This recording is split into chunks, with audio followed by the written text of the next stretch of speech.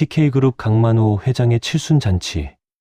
서울 시내 최고급 호텔 그랜드볼룸을 가득 메운 하객들은 저마다 가장 값비싼 옷을 걸치고 금빛 샴페인 잔을 들어 올렸어. 웅장한 샹들리에 아래 재계와 정계를 주름잡는 얼굴들이 한자리에 모여 강만호라는 이름의 연신 경의를 표하는 밤이었지. 오케스트라의 선율이 공기를 가득 채우고 화려한 케이크 위에는 70개의 촛불이 흔들렸어. 강만호는 단상 위에 서서 그 모든 시선을 한 몸에 받으며 입가에 흡족한 미소를 지었어. 그 순간이었어.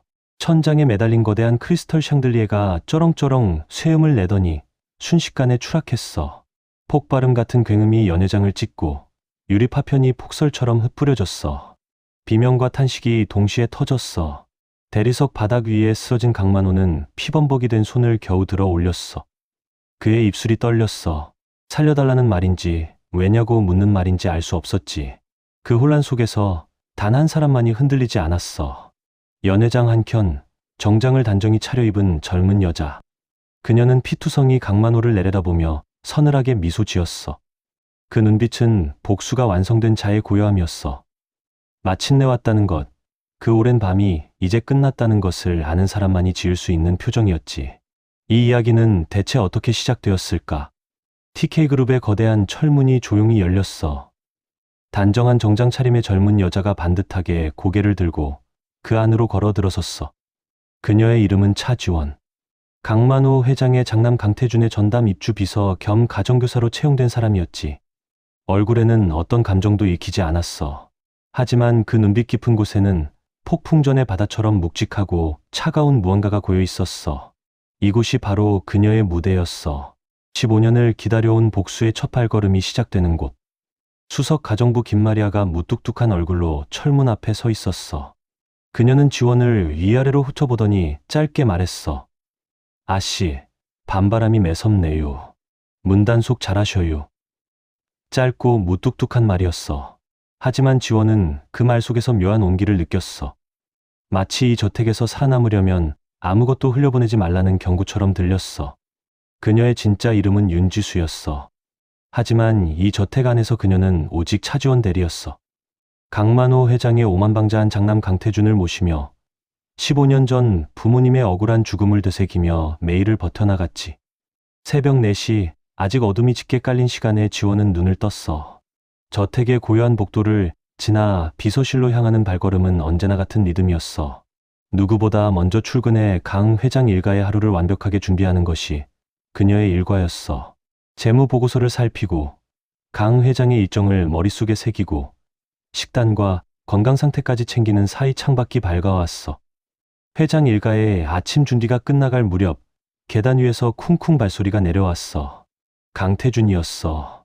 헝클어진 머리에 삐딱한 자세로 소파에 털썩 앉더니 혀를 찼어. 야, 차 대리. 내 골프채는 왜 아직도 안 닦아놨어?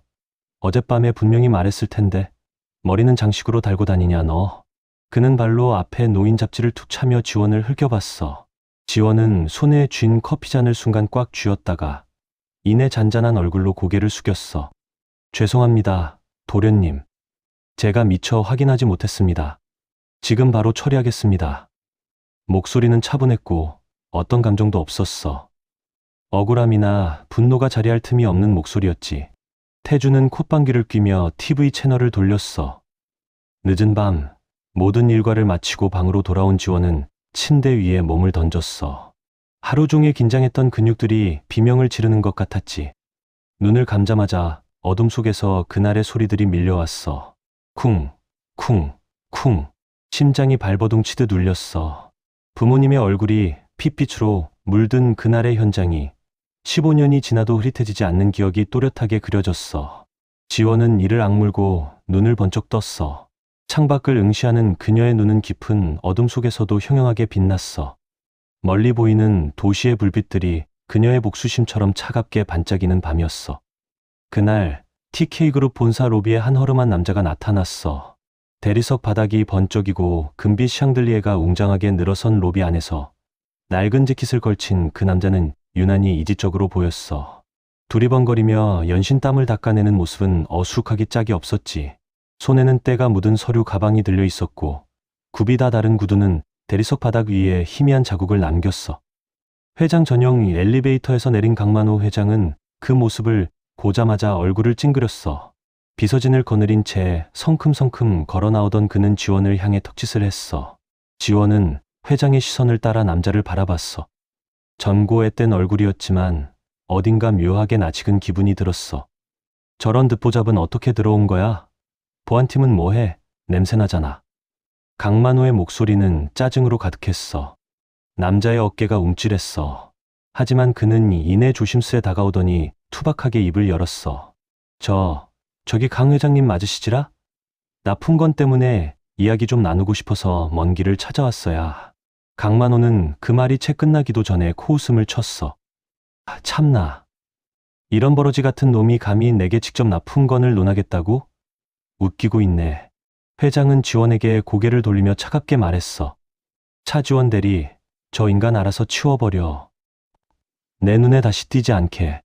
지원은 아무 말 없이 고개를 숙였어. 그리고 침착하게 남자를 향해 돌아섰어. 어떻게 오셨는지 제가 다시 확인해 드릴 테니 잠시 저와 함께 이동하시겠어요? 낮고 단호하지만 예의를 잃지 않은 목소리였어. 남자는 고개를 끄덕이더니 지원을 따라 움직이기 시작했어. 그때 남자가 슬쩍 고개를 들어 지원을 바라봤어. 아까까지 어수룩하게 흔들리던 그 눈빛과는 전혀 달랐어. 깊고 날카롭고 무언가를 꿰뚫어 보는 듯한 섬광이 스쳐 지나갔지. 지원은 그 눈빛을 놓치지 않았어. 저 사람은 단순한 납품업자가 아니야. 복도로 접어들자 남자는 걸음을 멈추고 지원을 돌아봤어. 그때 저택 안쪽에서 강만호 회장의 목소리가 쩌렁쩌렁 울려 퍼졌어. 한도윤, 너는 아직 거기서 얼쩡거리고 있나? 지원아, 저 얼간이 아직도 안 보냈어. 그가 두고 간 서류는 내가 챙겨서 처리해. 굳이 내 눈에 띄게 하지 말고. 강만호는 한도윤에게는 시선조차 주지 않았어. 말 속에는 경멸과 쓸모없는 것이라는 낙인이 선명했어.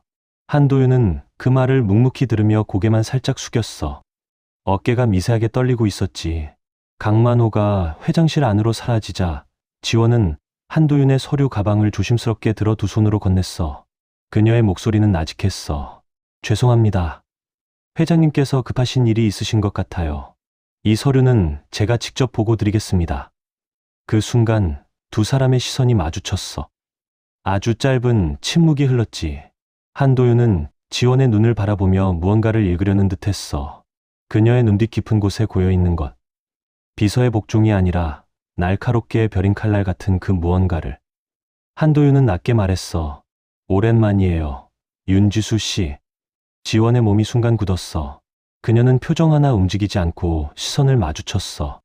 처음 뵙는 것 같은데요, 손님. 한도윤은 희미하게 웃었어. 그의 입술이 낮게 움직였어. 제가 한도윤이에요. 기억하실 거예요. 당신 아버지가 제 목숨을 살려줬으니까. 지원의 눈동자가 미세하게 흔들렸어. 한도윤은 그녀의 반응을 확인하듯 잠시 그 시선을 담아두었다가 이내 서류 가방을 받아들고 몸을 돌렸어. 복도에 혼자 남은 지원은 한참 동안 그의 뒷모습을 바라봤어. 강만호에게 버러지 취급을 받던 그 남자가 지금 자신의 아버지를 알고 있는 사람이었어. 그것이 우연일 리 없다는 것을 지원은 직감했어. 강만호 회장의 눈에 들지 못해 저택 구석에서 병약하게 자라던 사생아, 강현우. 10살 남짓한 아이는 저택을 떠도는 유령처럼 조용했어. 뼈마디가 드러난 손목과 병색이 완연한 얼굴은 화려한 샹들리에 아래서도 빛을 잃었지. 사람들은 그 아이를 없는 존재처럼 대했고 현우는 그 시선에 익숙한 듯 늘 고개를 숙이고 다녔어. 어느 날 밤, 지원은 서재에서 회의 자료를 정리하다 인기척에 고개를 돌렸어. 복도 끝 어둠 속에 현우가 웅크리고 앉아 있었어. 작은 몸이 덜덜 떨렸어. 저택 난방은 회장 일가의 공간에만 집중되어 있었고 현우의 방은 늘 한기가 가득한 구석이었지. 아이는 열에 들떠 잠 못 이루다 따뜻한 곳을 찾아 나온 모양이었어. 지원은 들고 있던 서류 뭉치를 조용히 내려놓았어. 비서실 서랍 깊숙이 숨겨두었던 작은 약경을 꺼내 발소리를 죽이며 아이 옆에 무릎을 꿇었어. 현우의 이마는 불덩이처럼 뜨거웠어. 땀으로 젖은 머리카락이 볼에 들러붙어 있었지. 현우 도련님, 괜찮으세요? 아이는 화들짝 놀라 고개를 들었어. 열에 달뜬 눈동자가 지원을 올려다봤어. 지원은 작은 알약 2개와 미지근한 물 1잔을 내밀었어. 열이 많이 나시네요. 이거 드시면 좀 나아지실 거예요. 아무에게도 말하지 마시고요. 현우는 한참을 망설이다가 작은 손으로 약과 물을 받아 삼켰어. 그 망설임 속에 지원은 아이의 지독한 불신과 외로움을 읽었어. 이 저택에서 그 누구도 자신에게 이런 친절을 베푼 적이 없었다는 걸 아는 아이의 눈빛이었지. 지원은 현우의 마른 어깨를 조심스레 쓸어주었어. 복수만을 위해 이곳에 들어선 그녀였어. 한치의 감정적 동요도 없어야 한다고 수천 번 다짐했지. 하지만 이 아이를 보면 그 굳건한 결심마저 잠시 흔들리는 것 같았어. 현우의 해맑은 눈동자는 그녀가 오래전에 잃어버린 어떤 순수함을 닮아 있었거든. 약 기운에 스르르 잠이 드는 현우를 바라보며 지원은 아이의 이마를 조심스레 닦아주었어. 그때 복도 끝에서 묵직한 기척이 느껴졌어. 김마리아 가정부였어. 손에는 물뿌리개를 들고 무표정한 얼굴로 지원과 현우를 바라보고 있었지. 두 사람의 눈이 마주쳤어. 지원은 아무것도 모른 척 다시 아이에게 시선을 돌렸어. 김마리아는 오래도록 그 자리에 서 있었어. 그 무뚝뚝한 눈빛 속에서 무언가 복잡한 감정이 일렁이는 것 같았어. 그녀는 아무 말 없이 천천히 발걸음을 옮겨 어둠 속으로 사라졌어. 하지만 가는 길에 현우의 방 앞에 잠시 멈춰 문틈으로 차가운 바람이 들어오지 않도록 조용히 문을 닫아주었어. 지원은 그 뒷모습을 가만히 바라봤어. 겉으로 보기에 지원은 완벽한 비서였어. 그러나 강만호의 촉은 예리했고 한도윤은 지원의 눈빛에서 이미 모든 것을 읽고 있었어. 한도윤은 저택 담벼락 너머 어둠 속에 그림자처럼 숨어 지원을 지켜봤어. 서재 창문으로 보이는 그녀의 모습은 언제나 한결같았어. 서류를 정리하고 회장의 찻잔을 채우고 강만호의 장황한 지시를 묵묵히 받아들이고 무릎 꿇는 법을 배운 것처럼 순종적인 모습이었지. 하지만 한도윤은 알았어. 그 모든 공손함이 날카로운 칼날을 숨기기 위한 위장이라는 것을. 그날 밤 지원은 현우가 잠든 방에서 조용히 나왔어. 지친 발걸음으로 복도를 걷는데 강태준이 비틀거리며 모퉁이를 돌다가 지원과 부딪혔어. 서류 뭉치를 든 지원의 팔에서 종이들이 우수수 떨어졌어. 어이, 차 비서, 밤눈도 어둡냐? 눈깔은 장식으로 달았어? 강태준은 혀 꼬부라진 소리를 내며 지원을 툭 밀쳤어. 지원은 바닥에 주저앉은 채 아무 말도 하지 않았어. 떨어진 서류들을 묵묵히 주워 담을 뿐이었어. 얼굴에는 아무런 감정도 없었어. 너무나 고요해서 마치 세상과 단절된 사람 같았지. 어둠 속에서 그 모습을 지켜보던 한도윤은 주먹을 쥐었어. 저 작은 어깨에 얼마나 많은 짐이 얹혀 있을까. 한도윤의 머릿속에는 오래된 기억 하나가 스쳤어. 13살, 선천성 심장 질환으로 죽어가던 자신. 가난한 집안에 수술비는 엄두도 낼 수 없었던 그때 한 남자가 나타났어. 아무 연고도 없이 무명의 재봉사였던 그 남자는 자신의 전 재산을 털어 어린 도윤의 수술비를 대줬어. 살아야지, 아가. 살아서 좋은 사람이 되어야지라고 말하며 손을 잡아주었던 그 남자. 그가 바로 윤지수의 아버지 윤병철이었어. 그 후 한도윤은 목숨을 걸고 일어섰어. 빈손으로 사업을 일궈 신성그룹을 만든 것도, 강만호 회장의 주변을 맴돌며 납품업자인 첫 기회를 엿본 것도 모두 윤병철에 대한 은혜를 갚기 위해서였어. 그 남자는 자신의 목숨을 살렸지만 정작 자신은 강만호의 손에 무참히 살해당했으니까. 지원이 마지막 서류를 집어드는 순간 한도윤은 어둠 속에서 조용히 몸을 일으켰어. 그의 눈은 저택 전체를 향해 차갑게 빛났어. 한편 새벽 2시 강만호는 지원의 방 앞을 서성이다 비서실로 향했어. 서랍에서 지원의 일정 파일을 꺼내 천천히 훑었어. 완벽한 비서, 철두철미한 일 처리, 그 어떤 틈도 보이지 않는 태도. 모든 것이 너무 완벽해서 오히려 불편한 거야. 사람은 소모품이야. 너무 반짝이면 먼저 갈아치워야 해. 그는 중얼거렸어. 그의 손끝이 파일 위를 느릿하게 훑었어. 입꼬리가 미세하게 올라갔어. 그날 밤 지원은 소름 끼치는 광경을 목격했어. 현우의 기침 소리가 유난히 거칠었어. 밤늦도록 끙끙 앓는 아이 곁을 지원은 말없이 지켰어. 이불을 고쳐 덮어주고 미지근한 물을 떠다 주며 뜨거운 이마를 쓸어냈어. 현우는 힘없이 지원의 손을 잡고 가쁜 숨을 몰아쉬고 있었어. 그때 방문이 스르륵 열렸어. 강만호 회장이 연기나는 찻잔을 손에 들고 방 안으로 들어섰어. 현우는 반사적으로 몸을 움츠렸어. 지원의 어깨도 덩달아 굳어들었지. 강만호는 아무 말 없이 현우의 침대 곁으로 다가섰어. 그 순간이었어. 찻잔에서 피어나는 희미한 단내가 지원의 코끝을 스쳤어. 싸늘한 한기가 등줄기를 타고 흘러내렸어. 너무나 익숙하고 동시에 너무나 끔찍한 냄새였어. 15년 전 부모님의 마지막 밤에 맡았던 그 냄새와 똑같았어. 달콤하면서도 몸을 나른하게 가라앉히는 그 냄새. 아버지는 그 냄새가 나는 차를 마신 뒤 다시는 일어나지 못했어. 강만호는 찻잔을 현우에게 내밀었어. 현우야, 잠 못 자서 더 아픈 거야. 이거 마시면 몸이 노곤해지면서 푹 잘 수 있어. 할아버지가 특별히 다려온 차다. 그의 목소리는 온화했지만 지원의 귀에는 비수로 박히는 소리였어. 현우는 힘없는 눈으로 찻잔을 올려다봤어. 할아버지, 저 약은 아까 먹었어요. 강만호의 표정이 순식간에 날카로워졌어. 잔말 말고 마셔. 이 할애비 말을 거역할 거야? 빨리 마셔. 현우의 떨리는 손이 찻잔을 향해 뻗으려는 찰나 지원의 눈이 번뜩였어. 지원에게는 15년 전 그날 밤의 기억이 벼락처럼 쏟아졌어. 잠든 부모님, 그 달콤한 냄새, 그리고 다음날 새벽 싸늘하게 식어버렸던 두 사람의 손. 그때도 이 냄새였어. 강만호 회장이 부모님의 집에 전달하게 했던 그 약차. 방화 전에 이미 두 사람을 잠재우기 위해 쓴 수면 독소였어. 그리고 지금 그 수법이 고스란히 반복되고 있었어. 지원은 몸을 움직였어. 회장님, 아이가 약을 먹고 나면 체온이 더 오를 수 있어요. 차가 식으면 더 잘 받아들이니 제가 온도를 좀 낮춰서 드리겠습니다. 지원은 침착하게 말하며 강만호의 손에서 찻잔을 부드럽게 가져갔어. 강만호는 미간을 찌푸렸어. 웃기고 있네. 내가 왜 그걸 해? 이놈이 빨리 마시고 잠이나 자면 되는 걸. 그의 목소리가 위협적으로 낮아졌어. 지원은 찻잔을 양손으로 감싸 쥔 채 현우에게서 한 발 멀리 떨어뜨렸어. 아이가 지금 고열 상태라 체온 변화에 예민합니다.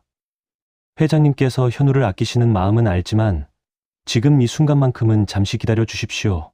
지원은 강만호의 눈을 똑바로 응시했어.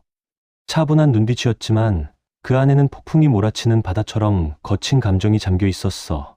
그때 현우가 흐느끼며 지원의 바짓가랑이를 잡았어. 누나, 무서워요. 떨리는 목소리가 지원의 심장을 찢는 것 같았어. 지원은 아이의 머리를 쓰다듬으며 눈을 내리깔았어. 강만호는 분노로 이글거리는 눈으로 지원을 쏘아봤어. 찻잔을 도로 뺏으려 손을 뻗었지만 지원은 한 발 더 물러섰어. 결국 강만호는 거친 숨을 내쉬며 뒤돌아섰어. 내가 못 살겠다. 다음엔 그냥 병원에 쳐넣어버린다. 그는 문을 거칠게 닫고 나갔어. 방문이 닫히는 소리와 함께 지원은 찻잔을 바라봤어. 그녀의 눈빛은 거울처럼 차갑게 굳어 있었어. 천천히 찻잔을 방구석 창가에 내려놓으며 그녀는 입술을 달싹였어. 반드시. 그 한마디는 소리도 없이 강철보다 단단하게 저택의 공기 속에 새겨졌어. 이제 복수의 칼날이 제대로 갈리기 시작하는 밤이었어. 강만호는 지원의 눈빛에서 뭔가 이상한 기운을 감지했어. 그는 결단을 내렸어. 먼저 손을 쓰기로. 회장실 안공기가 무겁게 가라앉아 있었어. 긴 테이블 끝에 선 지원을 강만호는 느릿하게 훑어봤어. 그의 입가에는 비릿한 웃음기가 맴돌았어. 차 대리, 내가 전에 말했지. 사람은 제 분수를 알아야 한다고. 강만호의 목소리는 나지막했지만 뼈를 깎는 것처럼 날카로웠어. 내가 요즘 너무 건방져진 것 같아. 내 비서 자리가 그리 만만해 보였나? 그는 팔꿈치를 테이블에 기대며 몸을 앞으로 숙였어. 뱀처럼 번들거리는 눈빛이었어. 그렇게 꿀먹은 벙어리처럼 가만히 있는 모습 보니까 내 부모가 생각나네. 지원의 어깨가 순간적으로 움찔했어. 내 아버지 말이야. 그 산업 스파이 새끼. 회장실의 모든 소리가 사라진 듯했어. 지원의 귀에는 오직 그 단어만이 맴돌았어. 산업 스파이. 눈동자가 흔들렸어. 탁자 밑으로 내려간 주먹은 새하얗게 변했어. 손톱이 살을 파고드는 감각이 선명했어. 그 더러운 피가 어디 가겠냐고. 남의 기술 훔쳐서 한몫 잡으려다 비참하게 간 놈. 내 어머니도 똑같았지. 그런 천박한 것들이 감히 내 앞길을 막아? 강만호의 목소리가 점점 거칠어졌어. 그는 지원의 가장 깊은 상처를 난도질하고 있었어. 지원 씨, 아니, 윤지수. 넌 결국 그 더러운 피를 못 속이는 거야. 내 부모처럼 결국엔 비참하게 될 거라고. 지원의 얼굴은 창백하게 질렸어. 뜨거운 불꽃이 눈동자 안에서 일렁였어. 그녀는 겨우 목소리를 냈어. 회장님께서 부족한 저를 걱정하시는 말씀이시겠지요. 부모의 잘못을 자식된 제가 어찌 있겠습니까? 떨림 없는 낮은 존댓말이었어. 하지만 그 목소리 속에는 차가운 얼음이 박혀 있는 듯했어. 제가 회장님의 뜻대로, 시키는 대로 평생을 모시겠습니다. 그녀의 시선은 여전히 바닥을 향하고 있었어. 하지만 눈빛은 한없이 깊어졌어. 강만호는 만족스러운 듯 입꼬리를 끌어올렸어. 이로써 지원의 길을 완전히 꺾었다고 확신하는 듯했지. 복도 창가에서 화초를 돌보던 김마리아 가정부가 문틈으로 그 장면을 언뜻 봤어. 강만호가 지원에게 거의 소리치듯 말하고 있었어. 지원의 어깨는 잔뜩 웅크러져 있었지. 김마리아는 걸음을 멈췄어. 그 무뚝뚝한 얼굴에 아주 미세한 그림자가 스쳐 지나갔어. 그녀는 조용히 몸을 돌려 지원의 비서실 쪽으로 걸어갔어. 아무도 없는 비서실 문 앞에서 잠시 멈추더니 서랍 안에 뭔가를 슬쩍 밀어넣고 다시 아무 일도 없었다는 듯 걸어갔어. 지원의 손끝에는 기어코 피가 맺히고 있었어. 강만호의 교묘한 함정이 시작되었어. 모든 것을 잃고 벼랑 끝으로 내몰리는 절체절명의 순간이었어. 회장실은 팽팽한 긴장감으로 가득했어. 강만호는 서류 뭉치를 지원 앞에 던지며 싸늘하게 웃었어. 그가 미리 심어둔 정보 유출 자료였어. TK그룹의 핵심 사업 기밀들, 모두 지원의 계정에서 유출된 것으로 조작된 파일들이었지. 주변에 둘러선 임원들은 이미 지원이 유죄인 것처럼 차갑게 굳어 있었어.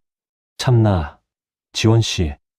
이쯤 되면 죄를 인정하고 무릎이라도 꿇어야 하는 거 아니야? 지원은 담담한 표정으로 서류를 내려다봤어. 그리고 시선을 들어 강만호를 똑바로 바라봤어. 회장님, 저는 결코 회사의 기밀을 유출한 적이 없습니다. 웃기고 있네. 내가 빼돌린 자료들 이미 경쟁사 손에 넘어갔다는 보고도 받았어. 감히 누구 덕에 이 자리에 앉았는데 나를 배신해? 지원은 입술을 꾹 다물었어. 억울함에 목이 메는 것 같았어. 하지만 결코 눈물을 보이지 않았어. 강만호는 자리에서 일어나 지원의 어깨를 툭 쳤어. TK그룹에서 당장 나가. 그리고 괜히 헛소리 짓거리다간 내 부모님처럼 비참한 꼴을 면치 못할 테니까. 그 말은 칼날처럼 심장을 꿰뚫었어. 지원은 그 자리에 못 박힌 듯 서 있었어. 모든 것을 잃고 내던져지는 기분이었어. 지원이 회장실을 나오는 길, 복도에서 화초에 물을 주던 김마리아와 마주쳤어. 김마리아는 지원을 쳐다보지도 않은 채 나지막이 혼잣말을 했어. 아씨, 밤바람이 매섭네요. 문단속 잘하셔요. 회장님 서재문도 잘 다쳤는가 모르겠네. 지원은 걸음을 멈췄어. 회장님 서재, 문단속. 지원은 그 말 속에서 무언가를 읽었어. 비서실로 돌아온 그녀는 서랍을 열었어. 그 안에 작은 메모지 한 장이 있었어. 필체는 거칠고 짧았어. 서재 두 번째 서랍. 이중 잠금 금고 뒤. 김마리아였어. 그날 밤 지원은 텅 빈 방에 홀로 앉아 암호화된 메시지를 보냈어. 수신이는 한도윤. 메시지 내용은 단 두 글자였어. 시작. 차가운 밤 공기를 가르고 전송된 그 두 글자는 단순한 시작의 신호가 아니었어. 강만호가 파놓은 함정에서 벗어나 이제 그를 향해 되갚아줄 거대한 복수의 서막이었어. 해고 통보를 받고 저택을 나서던 지원은 주차장에서 갑자기 가방을 씌운 채 끌려갔어. 강만호의 사람들이었어. 증거인멸을 위해 지원을 아예 없애버리려는 거였지. 폐공장의 차가운 공기가 지원의 뺨을 스쳤어. 낡은 철골 구조물 사이로 스며든 바람은 썩은 냄새를 풍겼어. 그녀의 두 손목은 굵은 밧줄에 단단히 묶여 있었지만 눈빛만은 흔들리지 않았어. 오히려 심해처럼 고요했어. 강만호가 낡은 철문을 열고 들어섰어. 승리자처럼 오만한 발걸음이었어. 그는 지원의 앞에 서서 하찮은 벌레를 보듯 내려다봤어. 참나, 내깟 계집애가 감히 날 속이려 해. 웃기고 있네. 지원은 묵묵히 그를 올려다봤어. 어떤 대꾸도 변명도 하지 않았어. 오로지 차분한 시선으로 강만호를 응시했어. 그 고요함이 오히려 강만호의 신경을 긁었어. 그는 목소리를 높였어. 내 부모가 그랬듯 결국 똑같은 결말을 맞이하게 될 거야. 그때도 내 뜻을 거역하면 어떻게 되는지 보여줬잖아. 강만호가 수하들에게 눈짓했어. 불을 지를 준비를 시키려는 찰나 그의 주머니에서 진동이 울렸어. 그는 짜증스럽게 휴대폰을 꺼내 들었어. 그 순간 폐공장 문이 쾅 열렸어. 12명의 남자들이 일제히 들어섰어. 그 뒤로 한도윤이 천천히 걸어 들어왔어. 그의 손에는 휴대폰이 들려 있었어. 수하들을 향해 단 한마디를 내뱉었어. 내려놔. 강만호의 부하들이 굳어버렸어. 한도윤의 사람들이 이미 폐공장 근처를 에워싸고 있었어. 강만호는 식은땀이 흐르는 얼굴로 주위를 둘러봤어. 한도윤은 지원 앞에 무릎을 꿇고 밧줄을 풀었어. 그의 손길은 조심스러웠어. 지원은 그를 바라봤어. 말 한마디 없이 두 사람의 눈이 마주쳤어. 지원의 눈빛은 흔들리지 않았어. 하지만 그 안에 아주 오래 참아온 것이 비로소 숨을 내쉬는 것 같은 무언가가 담겨 있었어. 이제 겨우 제자리를 찾아가는군요. 한도윤이 낮게 말했어. 지원은 일어서며 강만호를 바라봤어. 강만호는 아직 상황을 파악하지 못한 듯 눈을 이리저리 굴렸어. 지원은 차갑게 입을 열었어. 회장님, 오늘 밤으로 모든 것이 끝납니다. 내일 아침 주주총회장에서 뵙겠습니다. TK그룹의 창립 50주년 기념 주주총회장이었어. 강만호는 단상 위에 앉아 승리를 확신하고 있었어. 오늘 이 자리에서 지원을 공식적으로 매장하고 불쾌한 모든 것에 마침표를 찍을 생각이었지. 그런데 총회장 문이 거칠게 열렸어. 묵직한 마호가니 문이 벽에 부딪히며 쿵 큰 소리를 냈어. 수십 개의 시선이 일제히 문 쪽으로 향했어. 한 남자가 거침없는 걸음으로 들어섰어. 세련된 슈트 차림에 짙은 눈빛, 예전의 어수룩한 납품업자의 모습은 온데간데 없었어. 그의 발걸음은 층계를 밟을 때마다 강렬한 울림을 만들어냈어. 강만호는 미간을 찌푸렸어. 누구야? 이 중요한 자리에 감히 문을 박차고 들어오는 거야? 남자는 강만호의 말을 무시한 채 단상 아래에 멈춰섰어. 그리고 품에서 명함을 꺼내 강만호의 눈앞에 나지막이 들어 보였어. 강 회장, 내가 누군지 이제 알겠나? 명함 위에 선명하게 적혀 있었어. 신성그룹 대표이사 한도윤. 강만호의 눈동자가 흔들렸어. 신성그룹. 재계의 거대한 파도를 일으키고 있는 신흥 세력의 정점이었어. 신성그룹. 그 젊은이가 자네였어? 당혹감과 함께 얕은 공포가 강만호의 목소리에 배어들었어. 한도윤은 강만호의 흔들리는 눈을 똑바로 응시했어. 이제야 기억이 나는가 보네. 내가 왜 이 자리에 왔는지도 알겠지. 그는 총회장 중앙으로 걸어갔어. 그리고 지원의 옆에 섰어. 어깨가 닿을 듯 가까운 거리였어. 지원의 가슴이 미세하게 떨려왔어. 15년 만에 드디어 그들이 나란히 선 거야. 한도윤이 마이크를 잡았어. 강 회장님, 남의 피로 세운 왕좌가 참 편안해 보입니다. 이제 그 자리 원래 주인에게 돌려주시죠. 그 순간 총회장 정면 대형 스크린이 켜졌어. 화면에는 숫자들이 흘렀어. 비자금 장부, 불법 로비 내역, 그리고 음성 파일 하나가 재생되기 시작했어. 굵고 낮은 남자의 목소리였어. 틀림없이 강만호의 목소리였어. 윤병철 부부, 내가 직접 처리하라고 했잖아. 방화 전에 차 한 잔씩 먹여서 재우고 증거 하나 남기지 마. 총회장의 침묵이 흘렀어. 그 침묵이 채 3초를 넘기기 전에 웅성거림이 폭발했어. 주주들이 일제히 자리에서 일어났어. 강만호의 얼굴은 핏기 하나 없이 하얗게 질렸어. 한도윤의 목소리는 차갑고 단단했어. TK그룹 비자금 횡령액 2조 7천억 원, 불법 로비 정황, 뇌물수수 명단, 역외 탈세 내역, 그리고 산업 스파이 누명을 씌워한 가정을 파괴한 살인 교사 혐의. 이 모든 증거가 지금 이 순간 전국 뉴스 채널에 동시에 송출되고 있습니다. TK그룹의 주요 계열사 지분은 오늘부로 신성그룹이 인수합니다. 당신의 재국은 오늘로써 끝났습니다. 강만호는 다리가 풀린 듯 주저앉았어. 그때였어. 총회장 문이 다시 열렸어. 이번엔 검찰 수사관들이었어.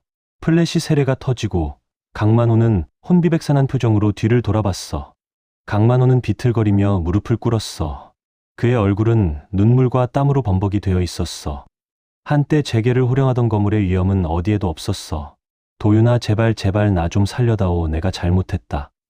그는 한도윤의 바지가랑이를 붙잡고 비굴하게 매달렸어. 한도윤은 강만호의 손을 차갑게 뿌리쳤어. 지원이 한 걸음 앞으로 나왔어. 그녀의 눈빛은 흔들림 없는 강철 같았어. 품속에서 낡은 만년필 하나와 금빛 목걸이 하나를 꺼냈어. 강만호의 눈이 휘둥그레졌어. 그는 그 물건들을 알아봤어. 지원은 강만호의 무릎 꿇은 얼굴 위로 유품을 천천히 내려놓았어. 만년필과 목걸이는 그의 손 위에 조용히 떨어졌어. 던지지도 집어던지지도 않았어. 그저 내려놓았어. 마치 오랫동안 짊어온 무언가를 마침내 내려놓는 것처럼. 이게 내 부모님의 유품이야. 강만호. 차지원의 목소리는 읊조리듯 낮았어. 그 안에는 15년의 한이 서려 있었어. 강만호는 손바닥 위에 놓인 만년필과 목걸이를 바라봤어. 그의 눈빛이 흔들리기 시작했어. 윤지수? 믿을 수 없다는 듯 그 이름이 그의 입에서 새어나왔어. 강만호는 고개를 들어 지원을 바라봤어. 그녀의 얼굴 위에서 15년 전 자신이 죽인 윤경철의 모습이 겹쳐 보이는 것 같았어. 그의 입에서 무언가가 터졌어. 내가 잘못했어. 윤경철 씨 부부한테 내가 정말 잘못했어. 그들은 아무 죄도 없었는데 나는 그저 내 앞길을 막는다고 생각해서 나는. 더 이상 변명이 나오지 않았어. 그는 고개를 떨궜어. 두 손은 떨렸어. 눈물이 대리석 바닥에 방울방울 떨어졌어. 미안하다. 지수야. 내가 정말 용서받을 수 없는 짓을 했어. 총회장 안에 묘한 정적이 흘렀어. 그것은 항복의 고요함이었어. 검찰 수사관이 강만호의 어깨를 짚었어. 강만호 회장님, 임의동행 요청드립니다. 강만호는 저항하지 않았어. 그는 고개를 숙인 채 천천히 일어섰어. 플래시 세례를 받으며 총회장을 빠져나가는 그의 뒷모습은 한때 이 나라 경제를 좌지우지하던 거물의 것이 아니었어. 그저 오래된 죄 하나를 껴안고 살아온 지치고 초라한 늙은 사람의 것이었어. 지원은 그 뒷모습을 끝까지 바라봤어. 한도윤이 그녀의 옆에 조용히 섰어. 그는 아무 말도 하지 않았어. 그냥 옆에 있었어. 그것만으로 충분했어. 지원은 천천히 숨을 내쉬었어. 오랫동안 숨막히게 조여들던 무언가가 가슴 깊은 곳에서부터 서서히 풀리는 것 같았어. 모든 것이 끝났어. 지독한 증오의 사슬이 마침내 끊어졌어. 윤지수는 더 이상 차지원이라는 이름을 쓰지 않아도 되었어. 누군가의 비위를 맞추거나 매 순간 칼날 위를 걷는 긴장감에 시달리지 않아도 되는 거야. 창밖으로 스며드는 햇살이 그녀의 얼굴 위로 부드럽게 쏟아졌어. 지수는 눈을 감은 채 그 온기를 조용히 받아냈어. 텅 비었던 마음의 작은 씨앗 하나가 뿌려진 듯 잔잔한 평화가 그녀를 감싸 안았어. 따뜻한 차 한 잔을 앞에 두고 앉아있던 지수에게 한도윤이 서류 하나를 건넸어.